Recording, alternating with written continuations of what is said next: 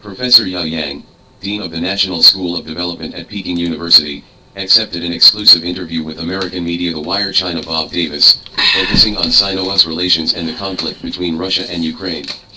In Yao Yang's view, Americans have always harbored the dream of changing China along the path of the United States. It's too romantic. The United States should learn to respect a country with a history of 5,000 years of civilization. As for the trade war launched by the United States against China, it will only end up hurting both sides. China and the United States need to sit down and have a good talk. Authorized by the interviewees, Observer.com translated the interview content for readers' reference, some of which have been abridged. Bob Davis, let's start with the Sino-Russian alliance.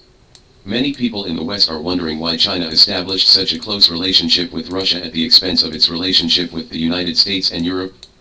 From the perspective of the United States and the West, this is a very bad decision economically. Yao Yang, I don't think China and Russia are in an alliance. China never uses the word alliance, we call the Sino-Russian relationship a partnership. Only Russians can say that Russia and China are actually allied, the Chinese themselves do not say this. The trade volume between China and Russia is huge, about 100 billion US dollars, editor's note, the trade volume between the two countries will actually reach 190 billion US dollars in 2022, so the two countries are closely related economically. Of course, the trade volume between the US and China is much larger, editor's note, US-China trade volume in 2022 is 691 billion US dollars, China's surplus is 383 billion US dollars, so the economic importance of the US to China is obviously greater.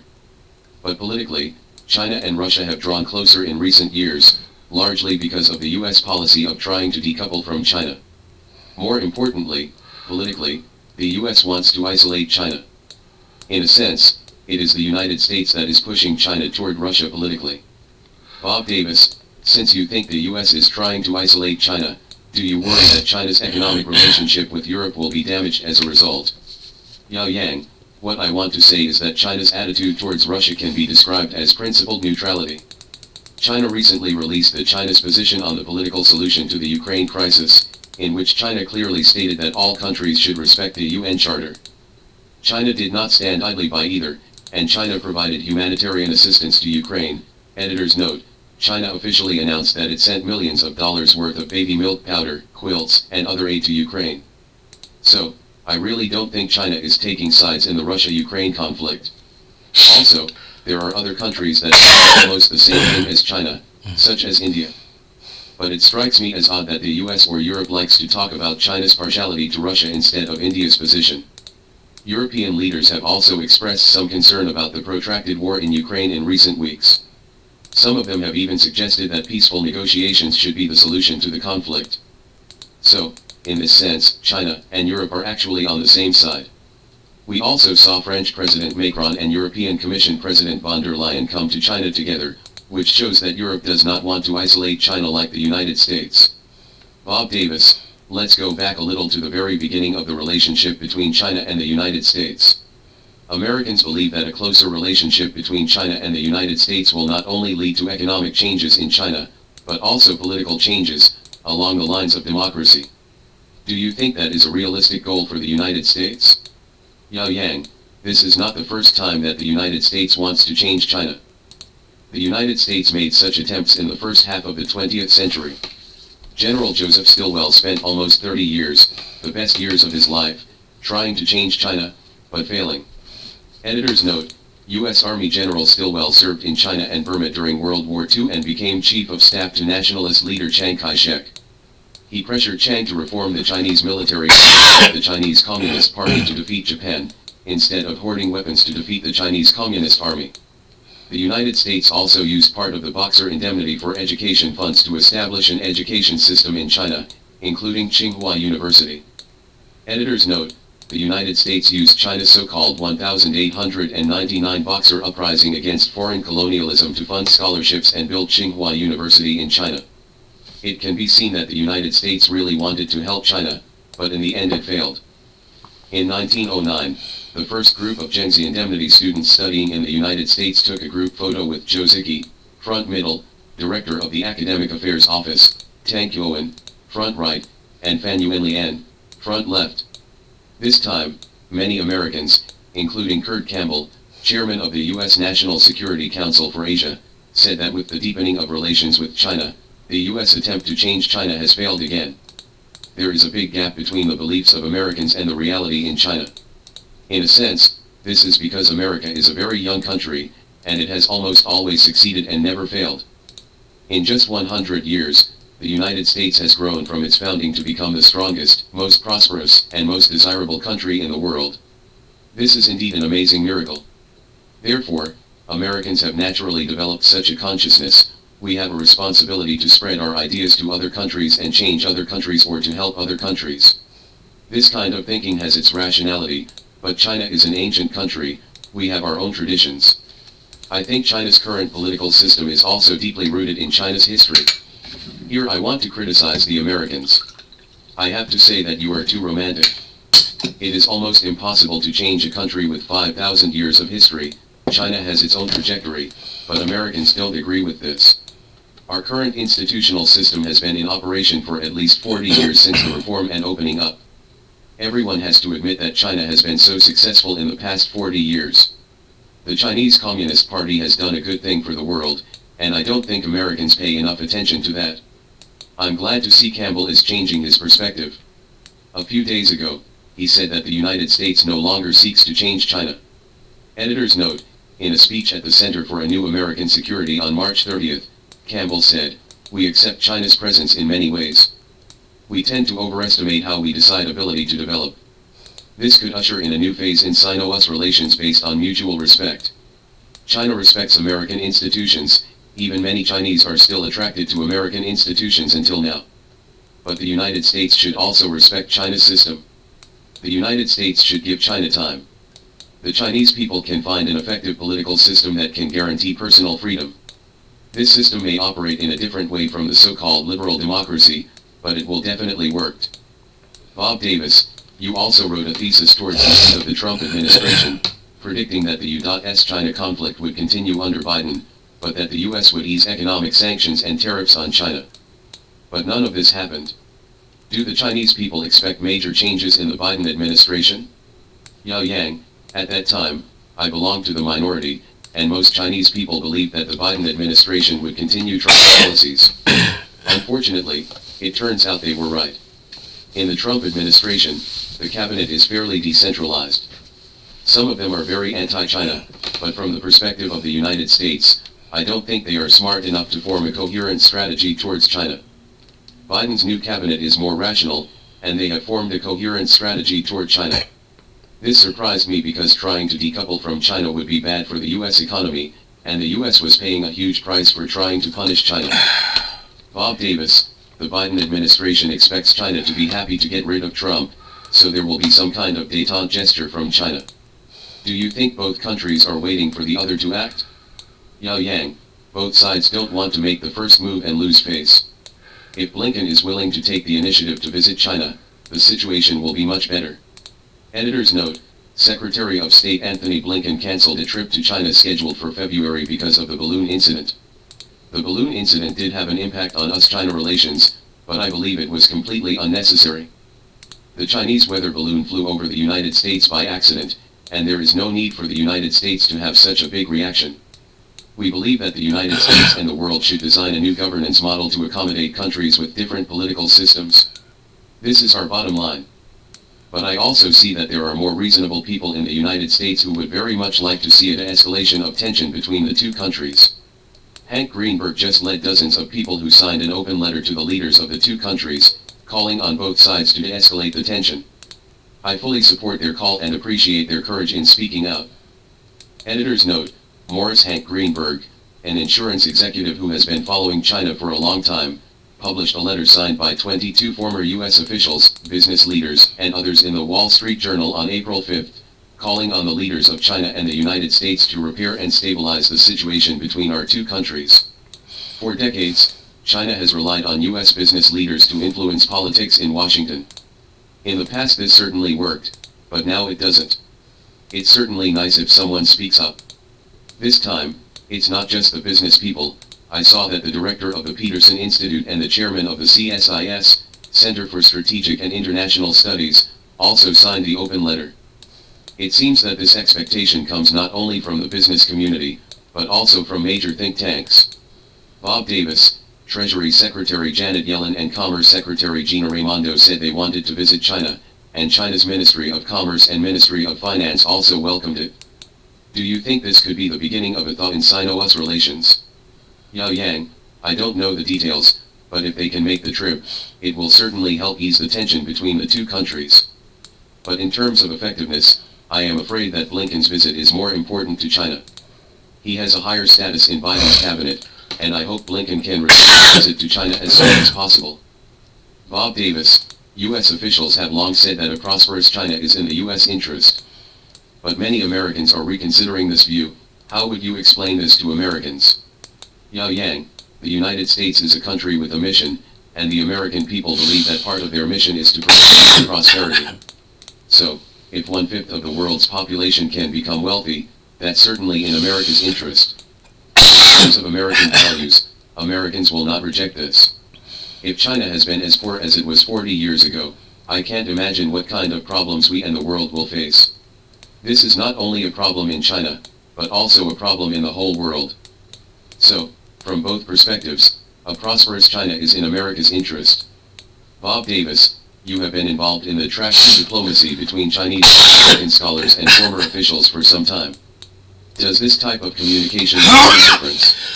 Yeah, I don't know if this is important to the United States, but it is definitely important to China. We provide information to relevant government agencies and write reports. I believe that the information we provide will help relevant departments make decisions. Therefore, we believe that communication with U.S. think tanks is equally important. Bob Davis, recently, you worked with a group of scholars to come up with a way of discussing issues between the two countries and grouping them into different categories for consideration. Why do you think this is important? Yao Yang, we believe that the United States and the whole world should design a new governance model to suit countries with different political systems. This is our bottom line, we have to live with differences. This is why we have divided the questions into 4 categories in the article. We want this to be a technical problem, probably due to a professional bias of economists. We want to put things on the table and find reasonable solutions. This exchange is important so that academic economists, sociologists, political scientists, or legal scholars can step back and examine bilateral issues within a broader framework for the common good of the world. Bob Davis, the last time we talked, you said you thought it was important to restart high-level government talks. What? Yao Yang, first of all, of course, because such talks are very useful for solving problems. In my opinion, the U.S. sanctions against China violate the international norms of relations between countries. This is of course not good for China's technological progress, but it is also not good for the whole world, including the United States itself. It will hinder the technological progress of the whole world. For example, when the United States decouples from China in the field of semiconductors, China must build its own research and industrial capabilities to produce semiconductors, but in an economically integrated world, there is no need to do so. The United States should turn to the high-end market in the field of semiconductor technology, but on the contrary, the United States now wants to engage in manufacturing reshoring and wants to produce semiconductors by itself, while China is trying to copy unnecessary technologies. From an economic point of view, this is a waste for both parties. The two countries should sit down and talk because this is a lose-lose game. Second, from China's perspective, I suggested to the government that we should have a dialogue with the United States. We should not complain that the current world system does not support China. China has benefited from the last round of globalization, and the United States has also benefited, but not as much as China. The United States also has a huge gap between the rich and the poor and various problems. The rich have become richer, while the poor have remained poor. The United States wants to change this. I think this presents an excellent opportunity for China to participate in global banking. The United States is still the most powerful country in the world. If we want to establish new rules, we cannot build a parallel system around the United States. It is impossible. Therefore, the only way out for China is to negotiate new rules with the United States, and I firmly believe that rules-based competition is the best solution for both countries. Bob Davis, but U.S. officials no longer trust China. They think China is arming itself and trying to replace the U.S. as the #1 power. Of course, you are right that there is a problem with economic waste in the competition between the two countries, but security concerns now trump economic efficiency. Yao Yang, I don't think so. First, China's military progress is directly proportional to GDP growth. If you look at military spending as a share of China's GDP, it's not actually increasing. Military spending is just keeping pace with economic growth. Now that China's GDP is more than 70% of that of the United States, China's military power will naturally catch up with that of the United States. This may just be a minority opinion. I'm not a professional who studies international relations or international law. I'm an economist, so I can say this without damaging my career. Great powers need space, not only economic space, but also safe space. Looking around from the Chinese side, we are surrounded by American troops, and we don't feel comfortable about it. That's why I think the two countries must sit down and talk. China is uncomfortable with the US military siege, but the US says this is my turf. It has been like this for 70 years, so China, you are revisionist. This attitude inevitably leads to a heightened risk of military conflict, which that is why it is so important for the two countries to talk to each other. For Taiwan, the first choice of mainland China is still peaceful reunification, which has never changed. But if the US pushes China into a corner and encourages a Taiwan independence movement, it will likely lead to military conflict in the region. Bob Davis, we should do everything we can to avoid a military confrontation between the two countries. I met Henry Kissinger in New York City, and he said, rivalry cannot be avoided between two countries, but we should do everything possible to avoid a hot war between our two countries. Yao Yang, I really admire him, he is a smart man. Americans, especially those American politicians, should listen carefully to Dr. Kissinger's speech. He experienced the Cold War and contributed to the reconciliation between China and the United States. I don't think Americans are paying enough respect to Dr. Kissinger's advice these days. U.S. military spending as a percentage of GDP. Bob Davis, in 2011, you predicted that China's nominal GDP would surpass that of the United States in 2021. But that's not the case, and now you're predicting that's going to happen in 2028 or 2030. If China continues to grow, by 2049, China's GDP may be twice that of the United States. What do you think the impact would be if this happened? Yao Yang, it turned out that my prediction was too optimistic. But if China can maintain an average annual growth rate of 5%, then by 2028 or 2030, China's nominal GDP will surpass that of the United States. If this rate of growth continues, China's GDP will be twice that of the United States by 2049. The implication is clear. China will surely become the world's largest economy, and China's military spending will be at least half that of the United States. Bob Davis, at least half and at least twice? Yao Yang, if China's GDP is twice that of the United States, then China's military expenditure will be as much as that of the United States. Because as a share of GDP, China's spending is half the level of the US. So it's going to be a huge change. But this does not mean that China wants to challenge the United States militarily, just like the United States today does not want to challenge China militarily. Bob Davis, it will also have a huge economic impact. Yao Yang, yes. Today, the United States is the last stop for consumption in the world.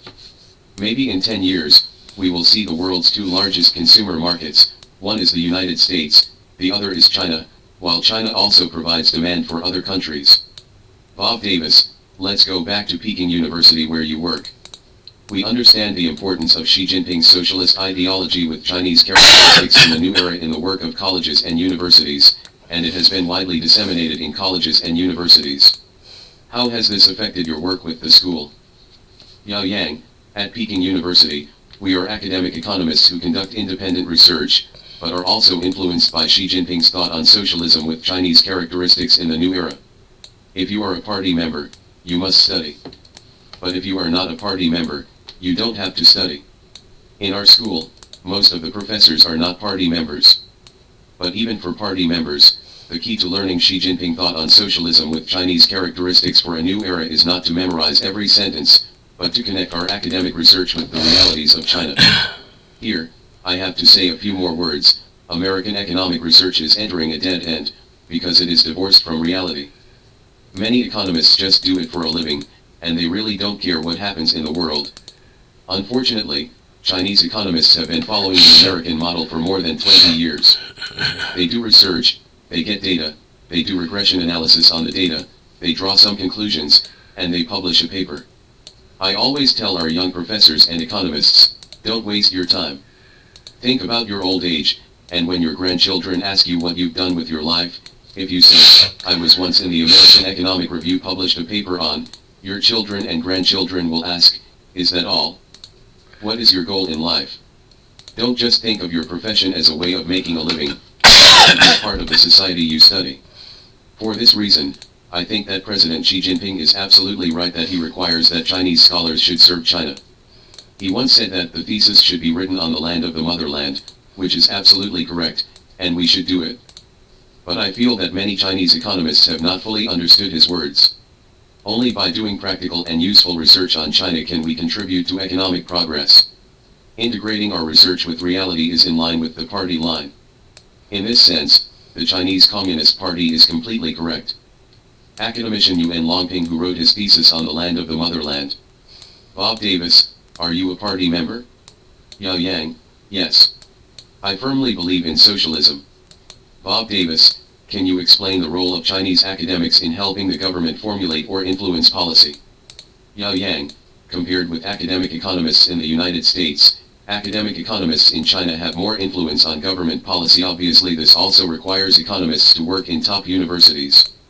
One reason is that economic growth still matters in China, which is why the government is still willing to listen to academics. American society is rich enough that economists are marginalized. In a sense, people don't care what economists are saying, except for a few extremely authoritative economists. But in China, almost everything is about economic growth, and the government is still very keen to achieve economic growth. That's why we are often consulted.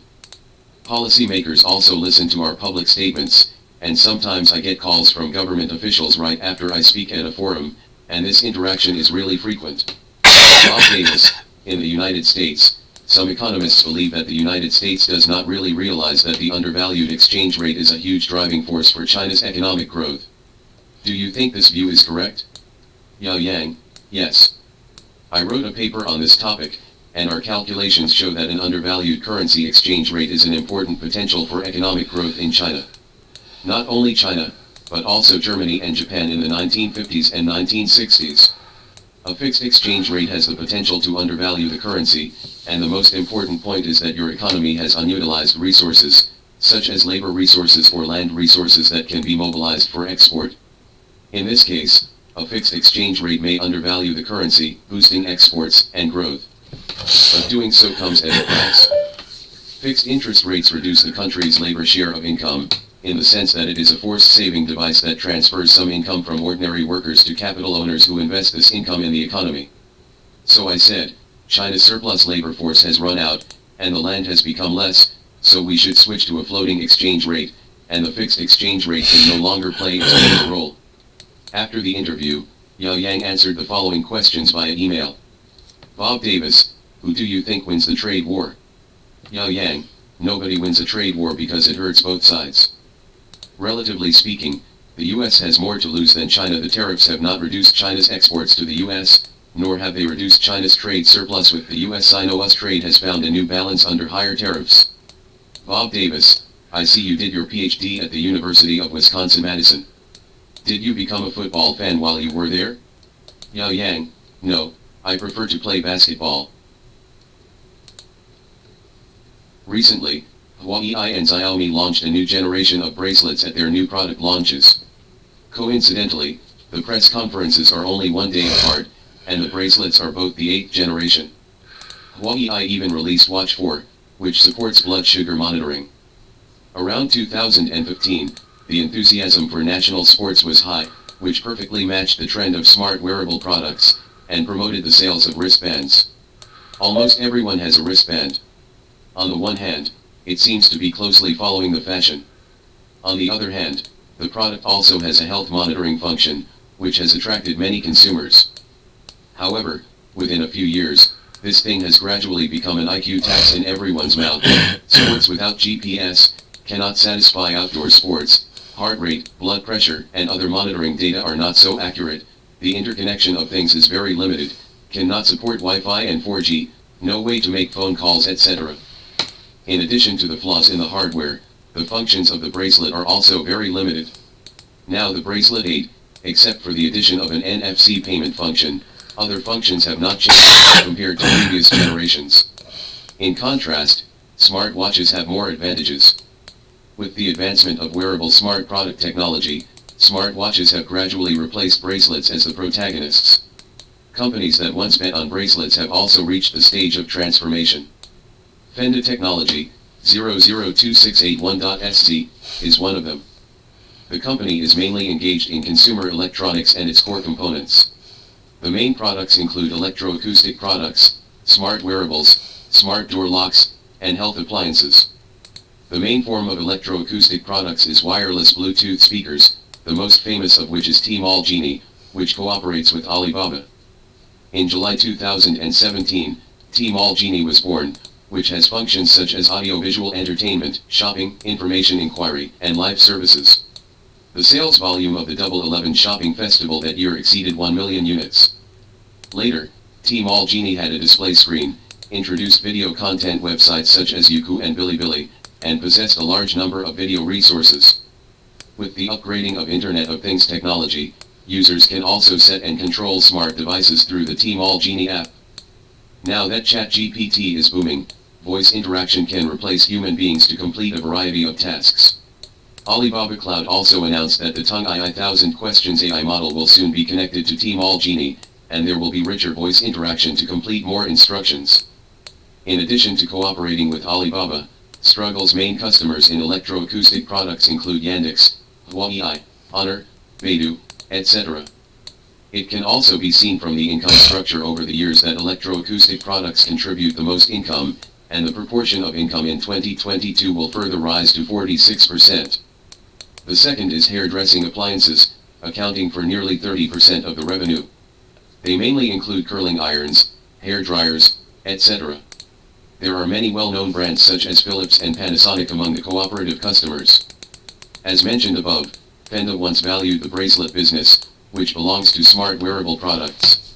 It mainly manufactures for Huawei, and also provides products for Philips, Keep and other brands.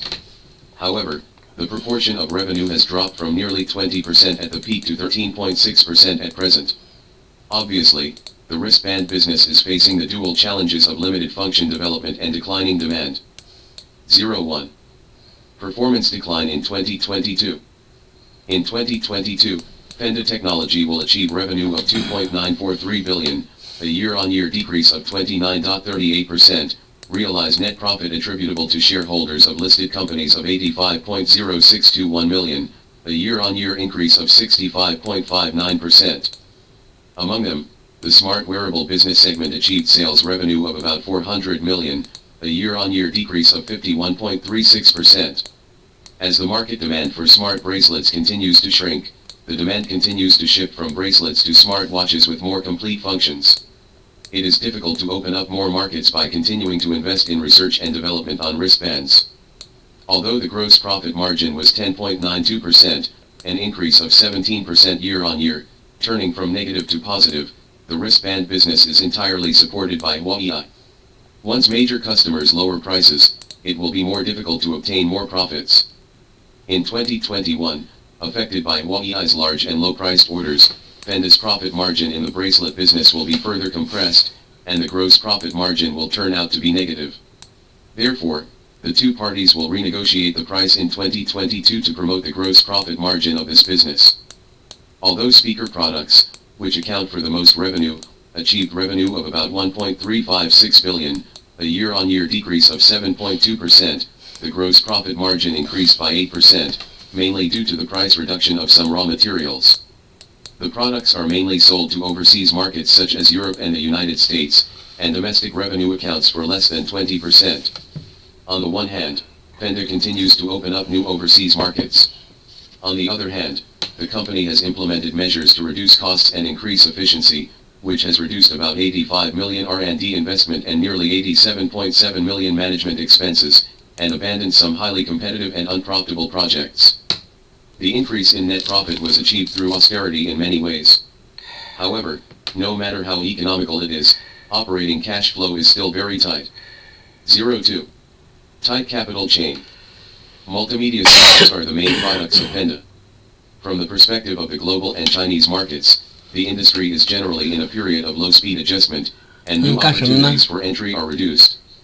When existing products cannot attract consumers to buy new ones, sales are likely to encounter bottlenecks, which also means that the company needs to increase research and development efforts and use more innovations to impress consumers to pay for the products.